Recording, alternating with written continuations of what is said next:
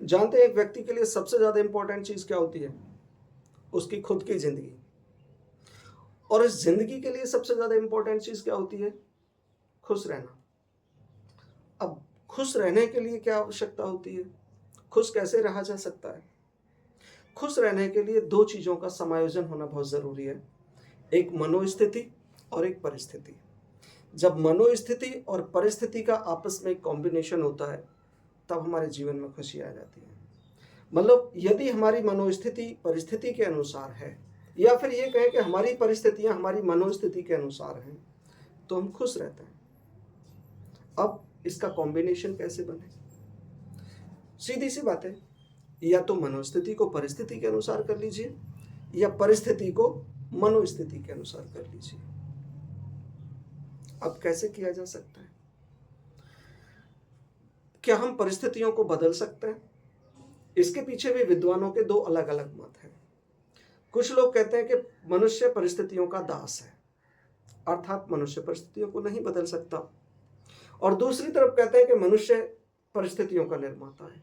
इसका मतलब मनुष्य परिस्थितियों को बदल सकता है। अब अगर लॉजिकली देखें तो सच्चाई ये है कि जो प्रकृति ने मनुष्य बनाया ना, प्रकृति कहें या फिर ईश्वर कहें, कि उस शक्ति ने मनुष्य को कुछ लिमिटेड शक्तियां दी हैं। जिन लिमिटेड शक्तियों के अनुसार वह कुछ परिस्थितियों को बदल भी सकता है, लेकिन सारी परिस्थितियों को बदल भी नहीं सकता है। कुछ हद तक मनुष्य परिस्थितियों को बदल सकता है। अब बात आती है, यदि आपके साथ परिस्थिति और मनोस्थिति का तालमेल ठीक नहीं है, तो कोशिश कीजिए कि परिस्थिति को अपनी मनोस्थिति के अनुसार बदल लें। लेकिन यदि जब आपको यह महसूस होने लगे कि परिस्थितियां ऐसी हैं कि आप उस परिस्थिति को बदल नहीं सकते, महसूस कर सकते हैं बहुत सारी परिस्थितियां ऐसी हैं जिनको हम सोच सकते हैं कि भाई ये हमारी क्षमता से बाहर की चीज़ है, हम नहीं बदल सकते हैं, तो उस समय क्या करना है?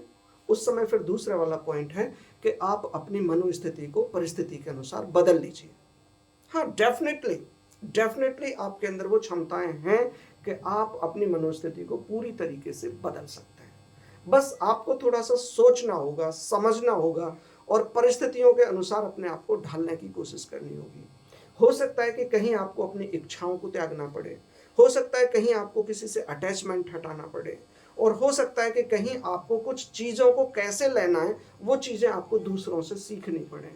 हो सकता है कि आपको कहीं ऐसे एग्जाम्पल देखने पड़े कि जैसी परिस्थिति में आप रह रहे हैं, उस परिस्थिति में आप अपने आप को असमर्थ पाते हैं खुश रहने में, तो आप ऐसे लोगों को देखिए जो आपकी परिस्थितियों में रह रहे हैं लेकिन वो खुश हैं।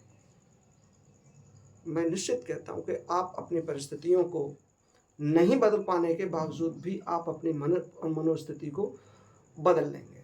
और जब आप अपनी मनोस्थिति को परिस्थिति के हिसाब से बदल लेंगे, उस परिस्थिति को आप स्वीकार कर लेंगे, उस समय आपका जो स्ट्रेस है, वो तनाव है, या वो बहुत ज़्यादा एक अपसेटनेस है, डिप्रेशन है, वो आपका ऑटोमेटिकली खत्म हो जाएगा। अब मनोदशा को कैसे बदल सकते हैं, उसके लिए 1 मिनट की एक स्टोरी मेरे पास है आपके लिए। एक बार किसी आश्रम में एक महात्मा जी रहते थे, उनके कुछ शिष्य भी थे। महात्मा जी अंदर अपनी कुटिया में कुछ अपना भजन कर रहे थे, तभी एक उनका शिष्य दौड़कर आया और उसने कहा, महात्मा जी, कोई एक व्यक्ति हमारे आश्रम में गाय छोड़ गया है।